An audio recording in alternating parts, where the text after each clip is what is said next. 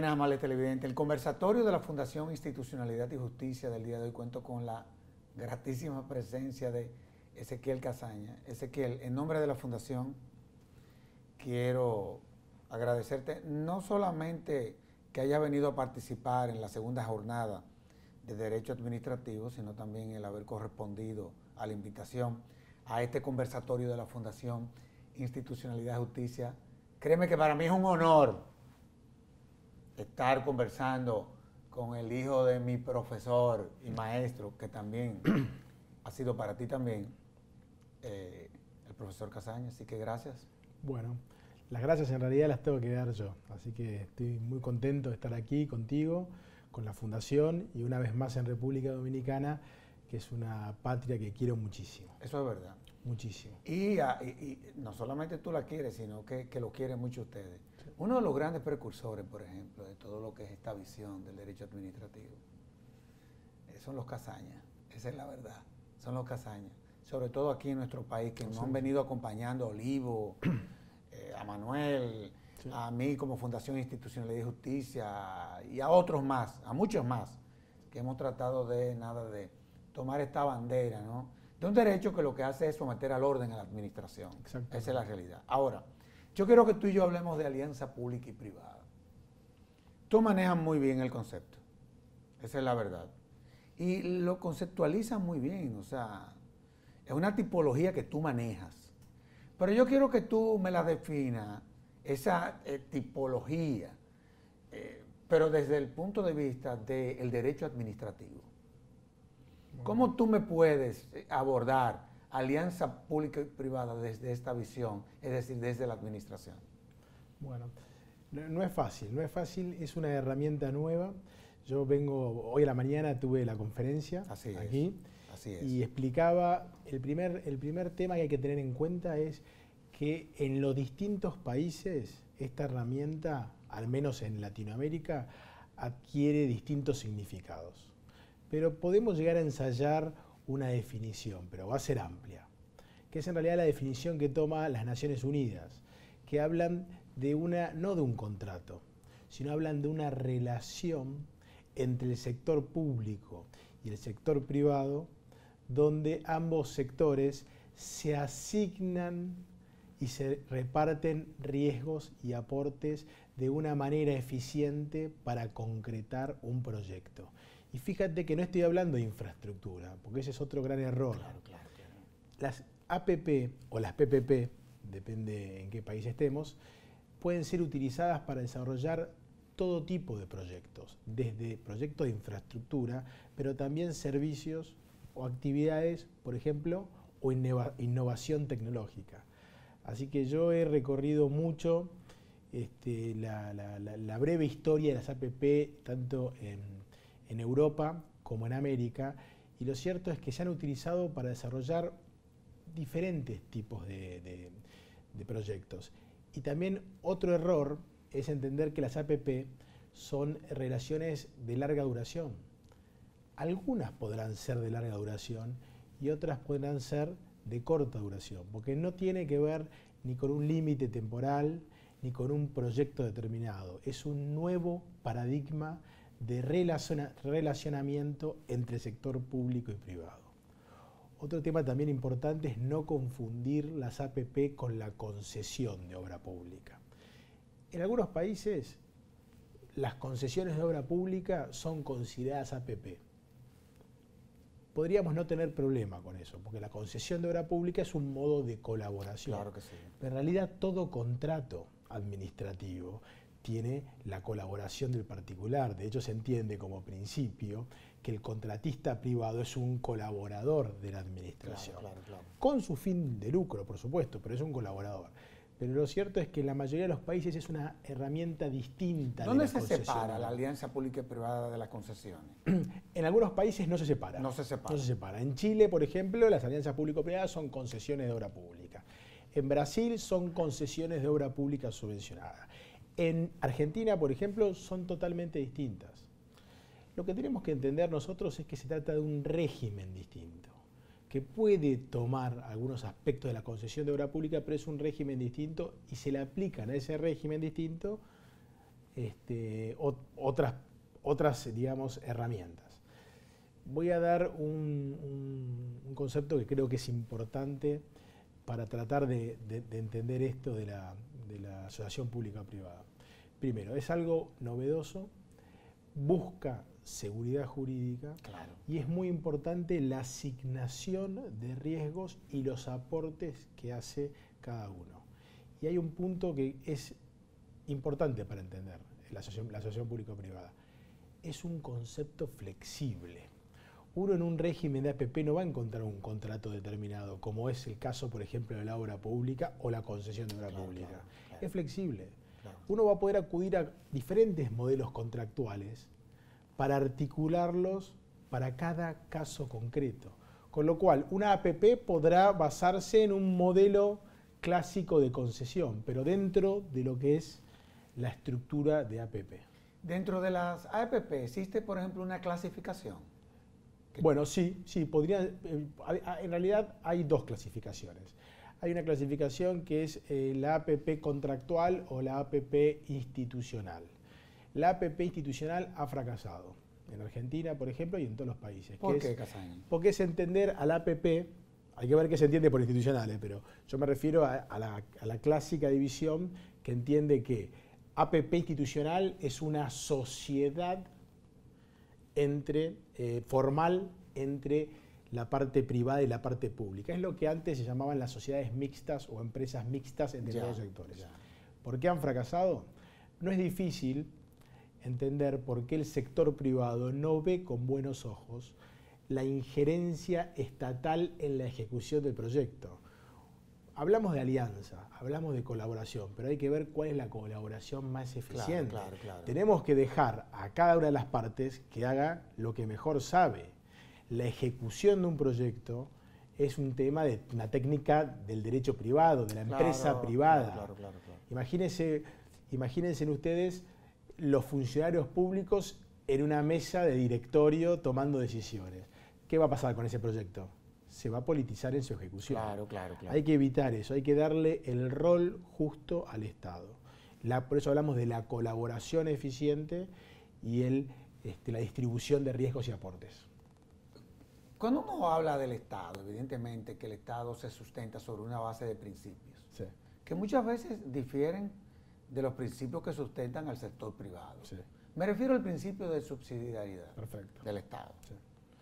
¿Cómo interactúa, cómo se vinculan este tipo de alianza con ese principio y el Estado?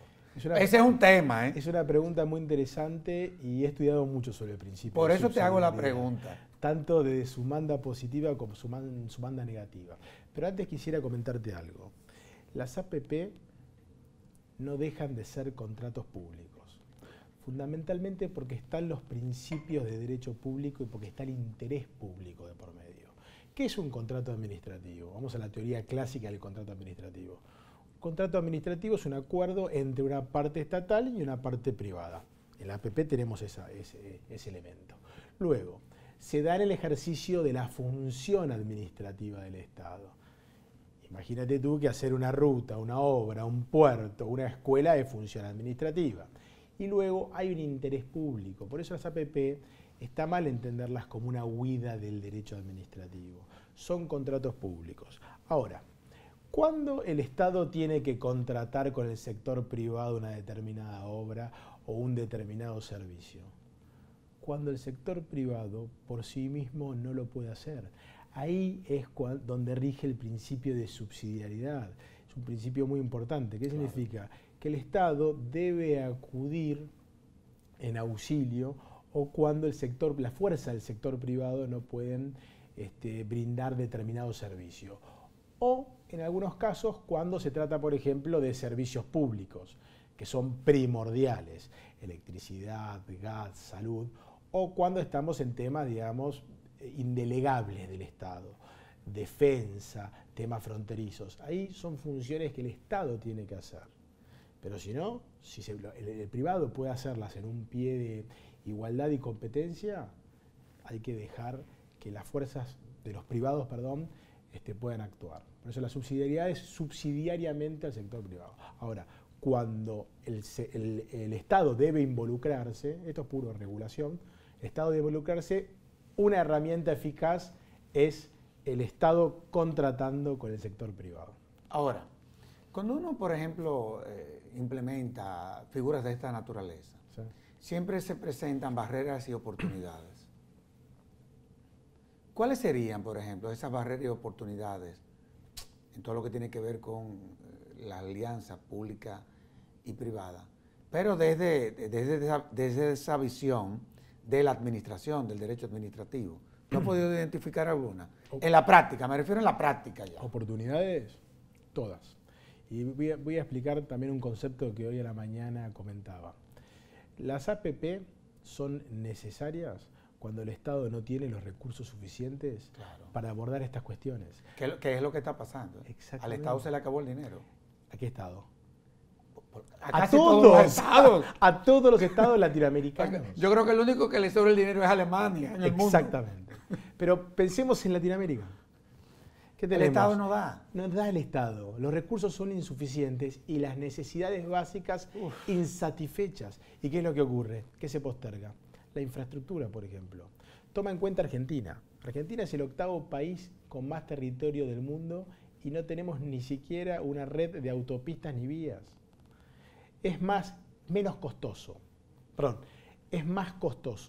llevar un producto por una ruta interna hasta un puerto que después depositarlo en Ámsterdam. No, pero imposible. Es que es así. La infraestructura termina dinamitando el progreso del país si no se hace bien. Pero ¿qué pasa? Hay necesidades políticas y sociales, claro, que están, sin siquiera ser atendidas, con lo cual se postergan los puertos, las líneas de transmisión de energía, la generación de energía, el transporte de gas, las rutas. Bueno, es algo que sucede en todos los países. ¿Y en cuanto a las barreras? Termino con el tema de oportunidades. Para conseguir ese financiamiento privado, no hay que hacer magia. Hay que generar seguridad jurídica y un ordenamiento que permita que quienes contraten con el Estado sean contratistas serios. Porque esa es una gran equivocación también. Hay muchos estudiosos del derecho administrativo que entienden que hay que generar ámbitos donde las prerrogativas del Estado sean absolutas, donde el Estado pueda hacer cualquier cosa. Y el problema es que de esa manera solo se fomenta, además de contratos más caros, porque el riesgo siempre va al precio, se genera que se capten contratistas que estén acostumbrados a lidiar con un Estado y no los contratistas serios. Cuando nosotros quebramos los contratos en Argentina, muchas empresas se quedaron, pero las empresas serias se fueron. Y esas son a las que hay que apuntar. La empresa que participa en una licitación porque quiere hacer el proyecto, no porque quiera al día siguiente renegociarlo para conseguir una ventaja que no pudo conseguirla en el marco de una competencia en la licitación. La gran barrera que tenemos nosotros también es común. La debilidad institucional. Primero, son dos. La debilidad institucional. Podemos armar el mejor régimen que exista, pero estamos en Latinoamérica y tenemos una tendencia lamentablemente, yo siempre digo que nos faltan unos cuantos años, ¿no? Si no cientos. Pero también tenemos debilidades macroeconómicas muy fuertes. Nosotros vivimos de crisis en crisis. Pongamos el ejemplo ahora, nosotros en Argentina, vengo ahora de Colombia, mañana hay un paro nacional muy importante. Chile, Bolivia, Ecuador, Brasil está Nicaragua. Y después hablamos de Nicaragua, Venezuela. Bueno. Una locura, Dios mío. Es un momento, y México también, es un momento de inestabilidad. Pero las crisis macroeconómicas, recordá tú la crisis del tequila, o la que tuvimos en Brasil, Argentina del 2001, las crisis macroeconómicas impactan muy fuerte en estos contratos. ¿Por qué? Porque son contratos estructurados en base al financiamiento privado. Esas ofertas que se hacen en las licitaciones de PPP o APP se hacen en base a ciertas variables macroeconómicas. Si se alteran de manera abrupta, no hay contrato que resista. Pero entonces algunos dicen, fracasan los contratos de APP. No, no fracasan los contratos de APP, fracasa todo. Cuando hay una crisis macroeconómica de gran envergadura, fracasa todo. La obra pública, ¿qué ocurre? Se frena. Así es. No se pagan los certificados. Así es, así es. Se quiebra todo. Ahora. Pero las APP es fuerte como impacta, porque como el privado se comprometió a un financiamiento determinado sobre la base de una tasa razonable, eso se dispara y no hay es un efecto dominó. Ahora, tú sabes que los intereses del sector privado muchas veces no tienen la lógica de los intereses del Estado. Por ejemplo, ¿cómo equilibrar? Esa sería la pregunta. ¿Cómo equilibrar los intereses del sector privado, que todos sabemos cuáles son, con lo del Estado, que a fin de cuentas es de un ámbito general, es totalmente general? ¿Cómo poder equilibrar eso en este tipo de alianza? Yo creo que nosotros debemos reeducar a ambos sectores. Yo no veo mal al lucro, pero sí considero obviamente que el sector privado necesita ser controlado y regulado. Eso debe ser una función indelegable de todo Estado. Porque el Estado es el que verdaderamente persigue el interés público. Claro. Pero cuando se produce esta alianza público y privada, también tenemos que entender que a diferencia de los contratos tradicionales, aquí se deben alinear los objetivos. Al Estado, ¿qué le tiene que interesar como interés público? Que se haga esa obra, salvo alguna causal de oportunidad, mérito, conveniencia que haga que él lo deba rescindir, ¿no? Pero al privado lo mismo. Debemos unir esos dos intereses y eso es de la esencia de la asociación pública-privada y no es de la esencia de un contrato administrativo clásico ni de un contrato privado donde, por ejemplo, frente a cualquier desaveniencia o cualquier desequilibrio, una parte se cruza los brazos y espera que la otra no resista más, quiebre. Y la obra no se hace. ¿Cuántas veces vemos grandes proyectos a mitad de camino? Por eso, en todo régimen de APP lo que tiene que haber es que esté bien claro el mantenimiento de la ecuación económica financiera del contrato. Porque si nosotros logramos un debido mantenimiento, pero que no es que beneficie a ninguna de las partes por sobre la otra, también lo puede pedir el Estado, si se desequilibra en favor del Estado. Pero nosotros tenemos que lograr que el contrato se haga. El objetivo nuestro tiene que ser que el contrato se haga y que el particular no obtenga mayores beneficios, obtengan los que se les dieron en el momento de adjudicar. No es una garantía de rentabilidad, es una garantía contractual del contrato. Por eso el mantenimiento de la ecuación económica y financiera es fundamental y tiene que ver con un principio, volviendo a los principios, es el principio de la mutabilidad del contrato administrativo. Y tengo ¿puedo decir una anécdota? Sí, claro. De la actividad privada, que también la digo mucho en las clases. Cuando doy clases en la facultad. Me ha tocado, por mi profesión, tener que negociar con muchas empresas chinas. Y a partir de varias reuniones me he dado cuenta que el principio de mutabilidad del contrato administrativo es muy parecido al principio de mutabilidad de todos los contratos en China. Si uno contrata con un chino, en la primera reunión, la parte china le va a pedir firmar un contrato. Y uno se va a alterar mucho. ¿Por qué? Porque en Occidente nosotros estamos acostumbrados a que el contrato es el acto final de una serie de negociaciones. Claro. En China es el acto inicial. ¿Por qué? Porque entienden que ese contrato que se firma... No hay due diligence, nada de eso. No, va a ir mutando. Y en la medida que va a ir mutando, las partes se tienen que sentar a negociar. Y eso sucede en los contratos de larga duración. No hay que tenerle miedo a la renegociación bilateral, siempre sobre bases objetivas y fundamentalmente siempre respetando la transparencia.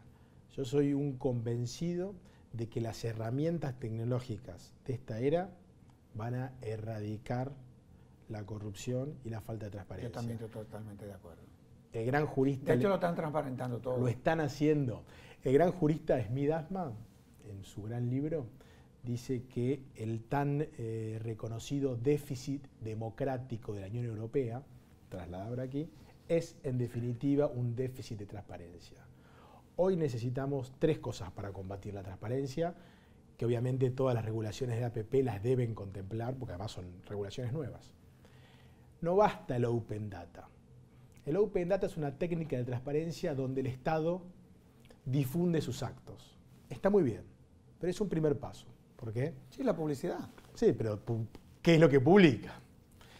Lo importante son 2 cosas. Lo importante es que la administración se digitalice y que haya total acceso de los particulares a los expedientes administrativos en toda su formación, salvo que sean reservados, por supuesto. Claro. Para eso es fundamental el expediente electrónico, es el e-government, pero el último estadio es permitir la interactuación entre el sector privado y el público de manera digital. Y que todos podamos verlo. Nosotros en Argentina, en el régimen de APP, algo que así ha funcionado mucho, es, por ejemplo, también hay que ver bien, hay que poner énfasis en el procedimiento de formación de los actos y en el procedimiento de formación de las normas.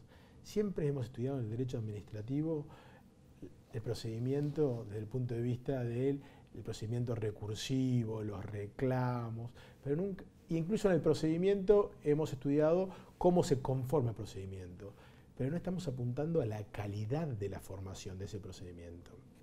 Y eso se puede hacer, en Estados Unidos lo hacen, permitiendo una participación.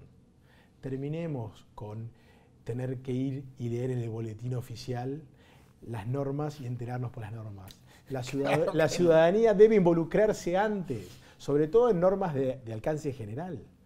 Entonces, con esto termino. Las APP en Argentina, por ejemplo, no se publica un pliego y luego la licitación.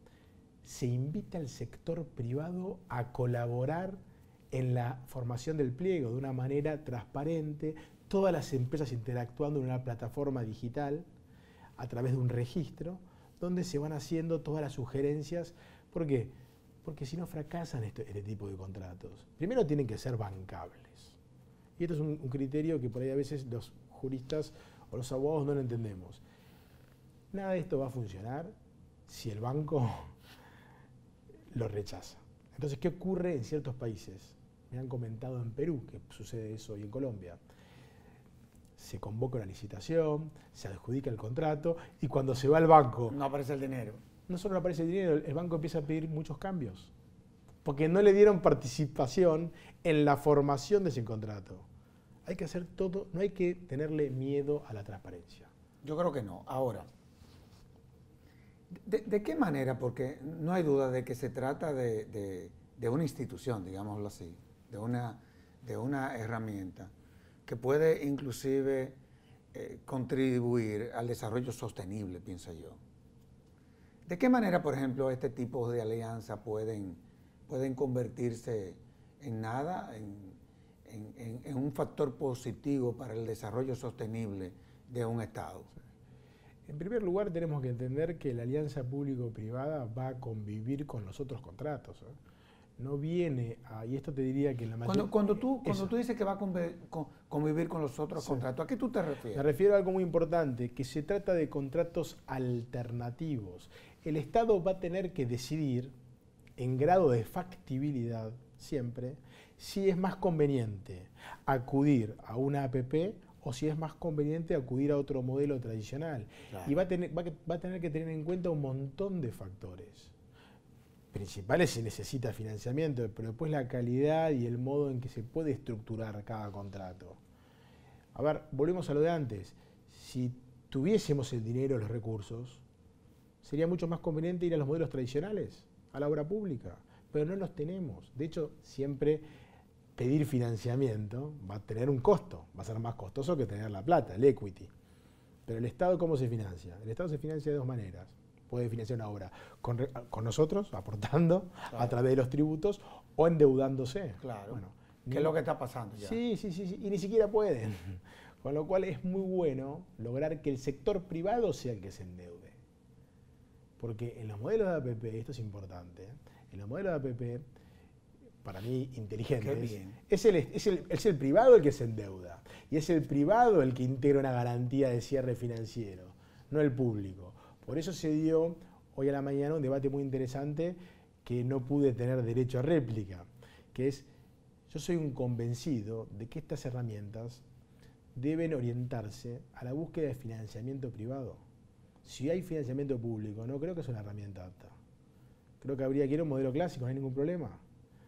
No venimos a reemplazar todos los contratos públicos.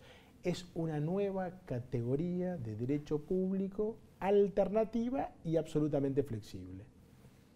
Desde el punto, tú tienes una visión comparada, por ejemplo, respecto a esta figura, y la has estudiado. Yo creo que tú te debes de saber, o por lo menos ha estado estudiando todas las legislaciones de países del área con relación a esta materia. ¿Cuáles son los países que llevan la bandera, es decir, que han resultado ser exitosos en este tipo de alianza? ¿En Latinoamérica? Sí, en Latinoamérica. En Latinoamérica hoy podemos tomar como modelos México, Colombia y ahora Argentina. Y de alguna manera Chile y Brasil a su manera, es que es distinto el modelo, y en un segundo escalón quizás Uruguay y Perú. Entonces, va la pregunta ahora. Bueno. Nosotros estamos inmersos en la discusión. Sí. Aquí sector privado, sector público, estamos tratando de ver cómo nos vamos a poner de acuerdo en esto.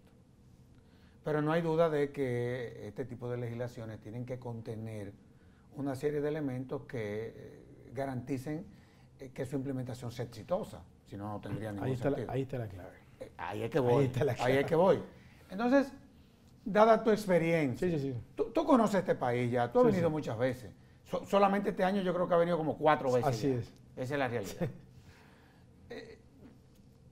Yo no sé si a ti te han hecho la consulta, pero yo creo que este programa pudiese servir como para iniciar ese proceso de que te tengamos que buscar. Sí. ¿Qué no se puede quedar fuera en una legislación de esta naturaleza? Bien, no se puede quedar afuera una unidad de PPP, una PPP Unit. ¿Qué es una unidad de PPP? Tiene que ser un cuerpo altamente especializado de funcionarios públicos que trabajen como si fueran un banco de inversión. Tiene que haber ingenieros, tiene que haber contadores, tienen que haber abogados que analicen la prefactibilidad y la factibilidad de cada proyecto. Y ahí se van a dar cuenta... Lo que sirve y lo que no. Exactamente. Y si un proyecto es bancable, que se llama la bancabilidad, y si un proyecto también es apto para un modelo de APP. Y hay que tener cuidado con algo. Y esto sí me animo a darlo como consejo y como colaboración a mi querido país, República Dominicana, a mi querida República. Tampoco generen procedimientos que terminen en cuellos de botella. Claro. No sé si se me entiende. Totalmente. Engorrosos, que es lo que ha sucedido con Uruguay. No pueden sacar un proyecto. Entonces piensen también en la agilidad. Y hay un dato también que puedo dar como consejo, es el siguiente. En el procedimiento de formación de un contrato de PPP, busquen que todos los trámites que pasen por los distintos ministerios sean simultáneos y digitales, para evitar que se duerman en los distintos escritorios. Creo que esos dos consejos son muy buenos y me animo a un tercero, si me permitís. Por supuesto. Y es el siguiente. Si bien yo siempre hago énfasis en que se trata de una herramienta que tiene un importante componente financiero y que va de suyo, que de su naturaleza el financiamiento privado, no es únicamente un tema financiero. Acá hay un interés público, acá hay un proyecto, acá hay un usuario, acá hay una sociedad. Hay que ver el impacto fiscal, el impacto social, el impacto ambiental y el interés concreto sectorial o del ministerio. Por eso, en este último punto diría, la unidad de PPP no hay que ubicarla en el Ministerio de Hacienda ni en el Ministerio de Finanzas. tiene que estar por arriba de los ministerios. Yo me alegro que si es que exista. Yo me alegro que tú estés terminando esta parte de tu respuesta en esa dirección, porque ese ha sido el debate. ¿Qué es clave? Ese ha sido el debate. Bueno, no sabía. Para que lo sepas. No sabía. Ese ha sido el debate. O sea, uno de los puntos que nos tiene estancado en este proceso de construcción de la norma, uno de los puntos es ese. Bueno, ha fracasado en otros países cuando le dieron... Pues entonces yo entiendo que a ti va a haber que buscarte como consultor, sin lugar a dudas. Me hacen consultas puntuales, pero... No, lo que pasa es que, tú entiendes, muchas veces en nuestro país, no es una crítica que estoy haciendo, es que es una práctica. Claro. Muchas veces en nuestros países, personas que no manejan la técnica, y este es un tema muy técnico, creen que sí, que la manejan, y son los que viven metiendo a uno en un lío. O sea, muchas veces no buscamos a los expertos que saben sobre el tema para que orienten y para que de una u otra forma sean parte del proceso. Ahora, tenemos que hacer una pausa, pero yo quiero terminar con el tema de la alianza y me voy a tomar un par de minutos más contigo. Con relación a esto, porque tenemos que hablar ahorita más adelante de energía renovable, que ese es un tema que tú manejas muy bien. Tú hablaste de riesgo al principio del programa, utilizaste esa palabra.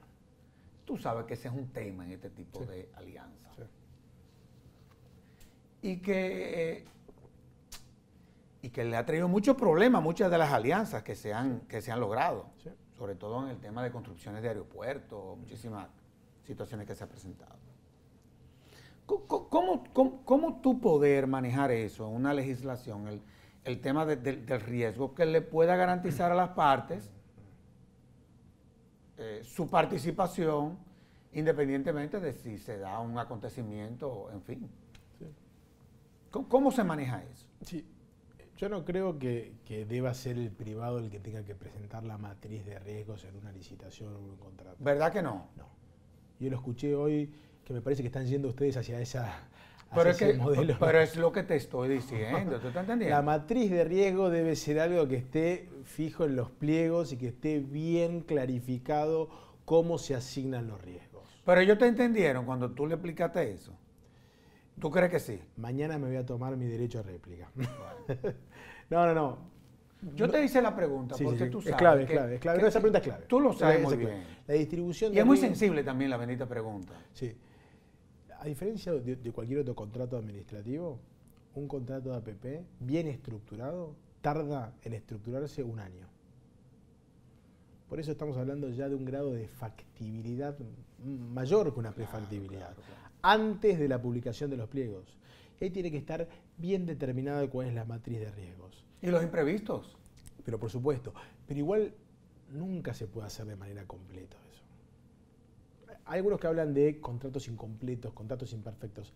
A mí no me gusta hablar, porque todo contrato va a ser imperfecto entonces. Totalmente. No es un tema de perfección, no. Sino que nosotros tenemos que tener en cada contrato las herramientas bien claras, sus procedimientos. Para todo lo que se pueda presentar. Exactamente. Por Dios. Ahí está la clave. Pero yo hablaba de mantenimiento de la ecuación económica financiera. Caso fortuito, fuerza mayor, hecho del príncipe.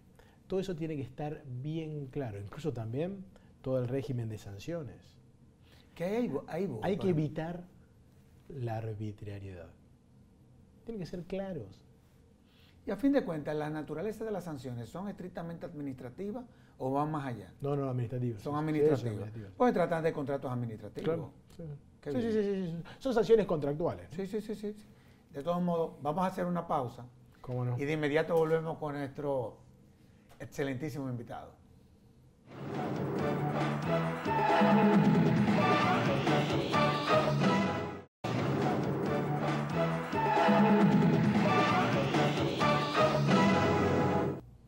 Ezequiel, hay un tema que está en boga también. La verdad es que hemos tenido que volver tu día derecho todos. Sí. Yo creo que nuestros ancestros, por ejemplo, mis abuelos maternos y paternos eran abogados. Mi papá y mi mamá abogados. Todos nosotros somos abogados, los hermanos. Nuestros hijos también. Pero yo creo que mi papá, si hubiese estado vivo, La hubiese tenido en China, en honor a la verdad. Claro. La hubiese tenido en China. Cuando hablamos, por ejemplo, de energías renovables, vamos primero al concepto, antes de entrar, por ejemplo, a las particularidades. ¿A qué nos estamos refiriendo? Yo sé que está el tema medioambiental, en fin, pero concepto de energías renovables, tanto como para que el televidente entienda de qué es de lo que vamos a hablar. Sí, por supuesto. Es muy interesante esa definición del derecho como algo, ¿no? que se va moviendo, porque eso pero es increíble. Pero que eso es lo que me gusta de mi profesión. Pero, tenemos que estar permanentemente estudiando. Vamos a llegar bien a la vejez. Sí, ojalá que lleguemos lúcidos por lo menos. Y es que es un desafío constante. En Argentina, por ejemplo, hace 2 años modificaron todo el Código Civil y Comercial. Y ahí los civilistas estaban peor que nosotros. No. Y para tú estar al día, tú te debes leer por lo menos diario 100 páginas de algo diferente. Sí. Por lo menos. Sí, además de 8 periódicos todos los días, o cada 2 horas. O cada 2 horas. Vamos a ver. Vamos a las energías renovables. El concepto. ¿De qué es de lo que se trata? Y son energías, siempre cuando se habla de energías renovables se habla a la generación de energía en base a fuentes renovables, a fuentes que no se agotan, a fuentes que no, por ejemplo, a diferencia de lo que es el petróleo y el gas, que son recursos que se agotan. Claro. La energía renovable es la generación de energía en base a fuentes que no se agotan, que se renuevan constantemente. Y obviamente de un impacto ambiental positivo. Sí, positivo. Muy poco negativo. Sí. Entonces ahí podemos encontrar principalmente a la energía eólica. La solar también. La solar fotovoltaica. Los pequeños aprovechamientos hídricos también. No así los grandes. Los grandes no son considerados. Las grandes represas, si bien son fuente que no se agota, no son consideradas por el impacto ambiental que tienen, que es muy grande. Muy grande. Nosotros tenemos una represa que es con Paraguay, Yacyretá, que es la más grande del mundo, y estamos construyendo ahora una represa en el sur de más o menos 3.000 megavatios, o sea, son represas grandes. Y además está la de Itaipú, la de Brasil, o las 3 Gargatas en China. Sí, bueno, increíble. Esas no son consideradas. Sí, los pequeños aprovechamientos hidráulicos de 5 megas, 10 megas. Y después, por ejemplo, la biomasa también. Y así. Son, digamos, métodos de generación y fuentes de generación de energía que han irrumpido con mucha fuerza en el mundo, ¿no? Claro. Y tienen que ver con políticas públicas. Esto es muy importante, ¿eh? Tiene que ver con políticas públicas de desarrollo de estas energías renovables, que no todos los países la tienen, porque tiene que haber una conciencia también ambiental. Pero el mundo está yendo hacia eso. Ahora, está yendo hacia eso. Definitivamente. Y vemos que hay regulaciones ya que van en esa dirección. Así es. Claro. Y eso es bueno. Sí. Eso es bueno. Ahora, ¿cuál debe de ser la características de los contenidos de estas regulaciones? Sí. Bueno, primero hay que entender una cosa. La energía es vital para el desarrollo de los países. Por supuesto. Sin energía, estábamos hablando antes de APP, ahora estamos hablando de energía y tienen una correlación. Sí. Hay una porque tiene que ver con el desarrollo de nuestros países. Hay una correlación. Tiene que ver con el desarrollo productivo. Sin energía no se puede hacer nada. No solamente para los hogares, hay que pensar, por ejemplo, en las grandes industrias, ¿no? Si los países crecen, los países demandan inmediatamente energía. Con lo cual la matriz energética de cada país es fundamental. Ahora, bien, los grandes países no pueden únicamente tener energías renovables, al menos en el mediano plazo. Hay que analizar la matriz de cada país para entender cómo pueden funcionar las energías renovables. Por ejemplo, los países que tienen muchos ríos, tienen fundamentalmente la hidráulica. La hidráulica grande que no es renovable, y esos países no van a estar desarrollando mucho la energía renovable. Los que tienen mucho gas o petróleo, por ejemplo. Claro. Y eso va a ser difícil que Arabia Saudita ponga molinos en el desierto por más que tenga viento. No lo va a hacer ni Irak, ni lo van a hacer. Y es muy difícil que Venezuela, veamos, al menos en el corto plazo, se dedique a las energías renovables. Hay que analizar bien. También está, recordemos, la energía nuclear, la energía térmica, la la energía hidráulica, que son las energías más comunes, o la vieja energía del carbón. ¿Hay una clasificación? No, solo la energía en base a fósiles. A fósiles. Sí. O la energía nuclear. La energía nuclear, que mucha gente le tiene miedo, es muy buena. La energía nuclear. Porque la energía nuclear tampoco bien, digamos, llevada, obviamente, claro, evitando cualquier catástrofe como ha sucedido. Por ejemplo, hay algunos países que la tienen prohibida, pero otros países que... Argentina es potencia de energía nuclear. Francia tiene gran generación de energía nuclear. Alemania también. Ni hablar, pero las plantas están en las ciudades, ¿eh? Sí.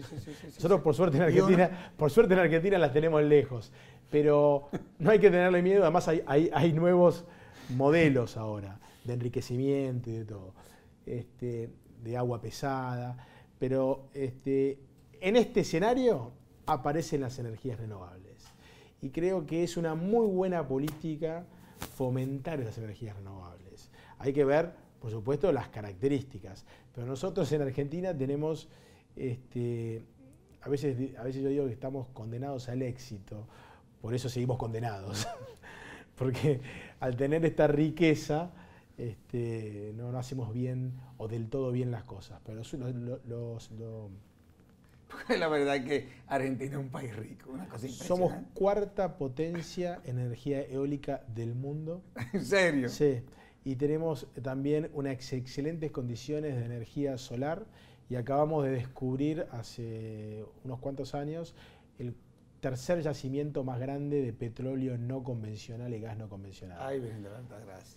Que entonces ahora entran en crisis con las energías renovables. Claro que sí. Porque el petróleo no convencional y el gas no convencional es lo que se llama el fracking, que es la perforación de las rocas. De las rocas a 3.000 metros. De la roca. Claro. Entonces, y alrededor de eso se construyen muchos mitos también. Pero muchísimos. Por ejemplo, en Colombia se han presentado muchísimos inconvenientes. Hay países que lo tienen prohibido. Bueno, en Colombia. Francia. Colombia anuncia la licitación de la explotación de ese tipo, de esa modalidad, digamos así. Oye, ¿y tú crees que se pudo? El Tribunal Constitucional se pronunció, la Corte Constitucional se pronunció, las inversiones se retiraron, una verdadera locura. No, nosotros estamos desarrollando el fracking en Vaca Muerta, en la provincia de Neuquén, y eso va a llevar a la producción de petróleo. Argentina va a ser, hay diferentes categorías. País que no tiene nada y necesita, país con petróleo y gas o país ya exportador. Nosotros vamos a ser un país exportador. Impresionante. De petróleo y gas, como lo hizo Estados Unidos con el fracking en Texas. Sí, claro. Ahora, yo te tengo que aprovechar y sacar el jugo. Vamos con las renovables, ya lo sé. Seguimos con las renovables. El régimen, ¿cómo tendría que ser un régimen? Eso es lo que yo quiero saber. Bueno, perfecto. Hay que tener en cuenta algo, por lo menos en esta época. Hoy las energías renovables son más costosas. ¿Por qué? Más costosas porque parecería que no. No, sí, son más costosas. ¿Sabes cuál es la energía más barata? La hidráulica. Bueno, claro, el agua. Es una costumbre. ¿Y la solar? No, la solar incluso es más cara que la eólica. Es más cara. Sí, por el asunto de los paneles. Exactamente, tiene que ver con el costo, pero todo esto se está abaratando muchísimo. Hay una tecnología en competencia fenomenal entre Alemania, Italia, China, Estados Unidos, con el tema de los paneles fotovoltaicos. Hay distintas calidades, pero volvamos al concepto. Hoy es más cara. Hace 4 años era muchísimo más cara. Estábamos hablando, por ejemplo, del precio del mega eólico de $120 el mega. Hoy en Argentina, las últimas subastas públicas de hace unos meses dieron que el mega, los proyectos con un mega de $40. Pero oye, fíjate tú. De 200 a 40. De 120 a 40. Pero como quiera. Bueno, vamos a seguir. Pero aún con estos precios de 40 en eólica. Sigue siendo la más cara. O de 60 en solar, biomasa es mucho más caro. Sigue siendo más caro. Entonces, ¿qué se necesita? Si el país decide que es una política pública incrementar en la matriz energética las fuentes de generación renovable, debe incentivarlas. ¿Y cómo las incentiva? Con un régimen de promoción, con un régimen de fomento, como dirían en el antiguo derecho español, o ahora como dicen los nuevos estudiosos, de ayudas públicas.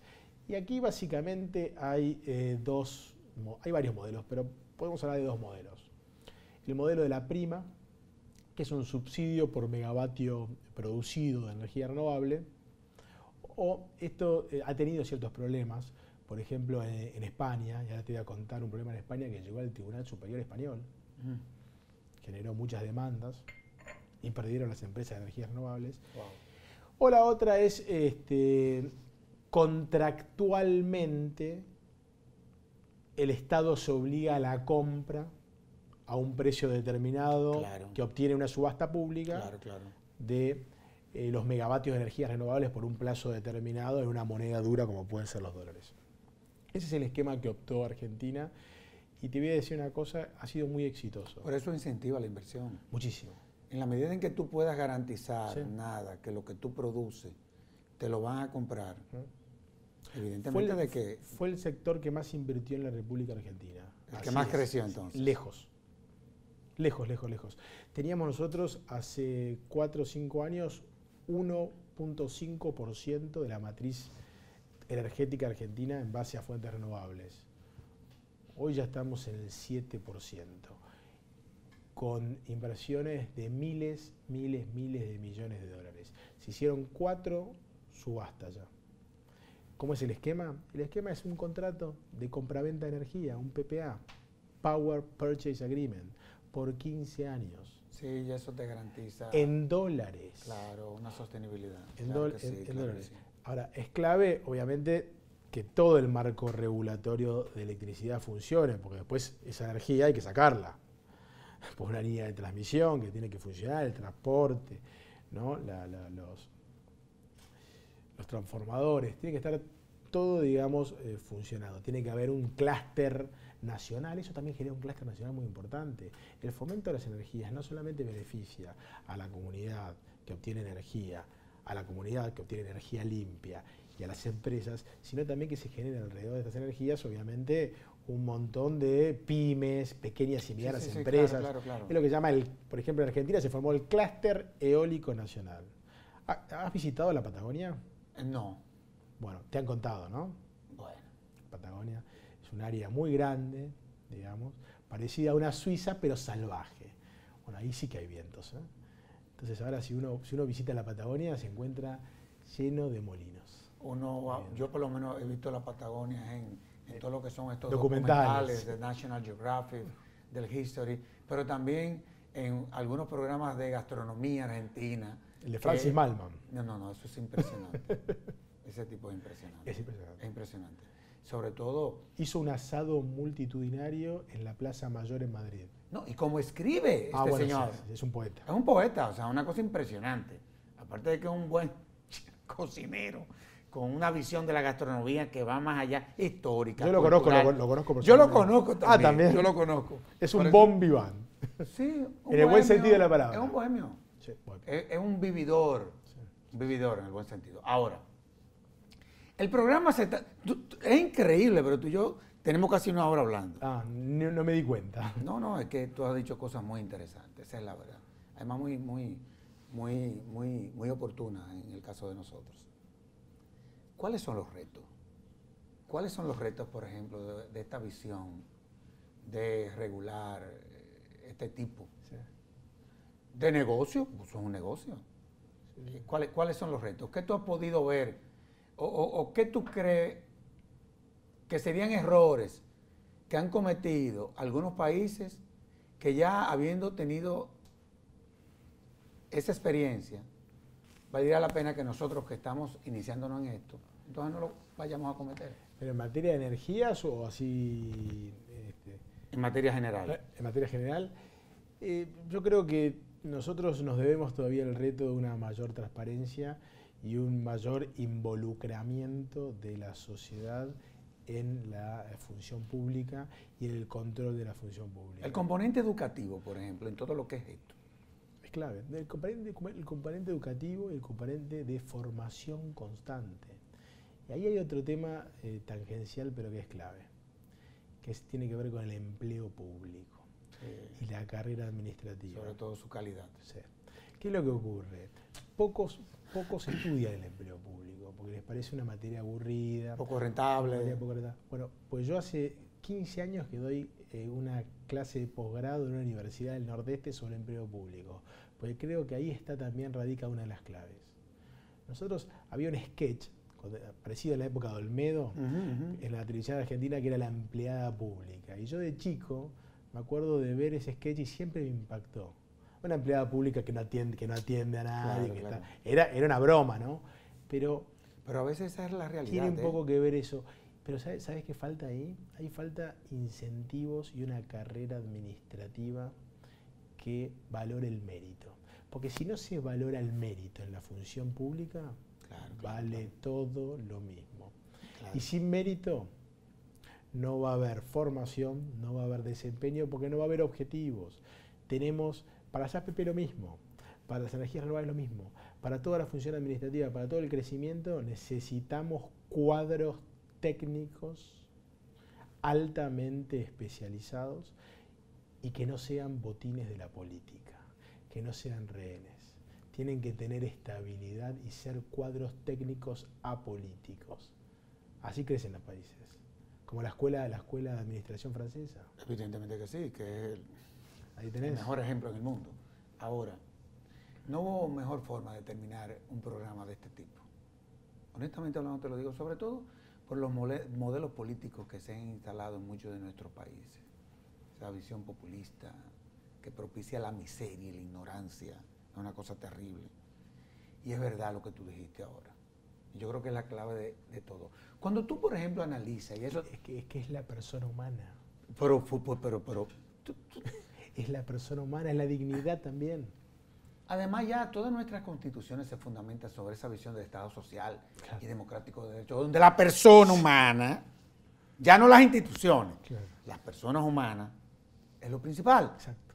Entonces, cuando tú analizas, y tú has sido un estudioso también de esa visión universal y cómo se han venido desarrollando y evolucionando los estados,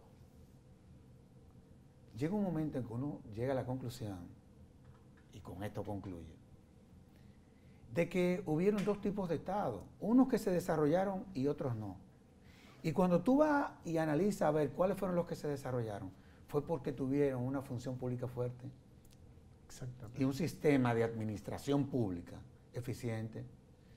Ezequiel, en nombre de la Fundación Institucional de Justicia, oye, tú has dado una cátedra. Bueno, ha sido un honor compartir este programa contigo. No, el honor es mío. Una cátedra, tú quizás, tú te has puesto a decir cosas que tú te las sabes, pero sin lugar a dudas es la forma didáctica en donde no hay que ser abogado como para poder entender cada una de tus respuestas, que sin lugar a dudas van a contribuir no solamente al acervo jurídico, sino también a elevar el nivel cultural de todos los dominicanos. Así que en nombre del país y en nombre de la Fundación, te agradezco una vez más el que haya correspondido a la invitación a esta jornada, que dicho sea de paso, el año que viene se la vamos a dedicar a uno de nuestros profesores más queridos, el profesor Casaña, tu padre, que haya correspondido en esta ocasión a esta invitación,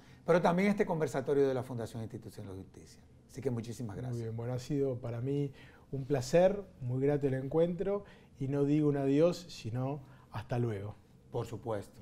Y a ustedes, amables televidentes, les decimos hasta la próxima, en donde estaremos en un nuevo conversatorio de la Fundación Institucionalidad y Justicia. Hasta entonces.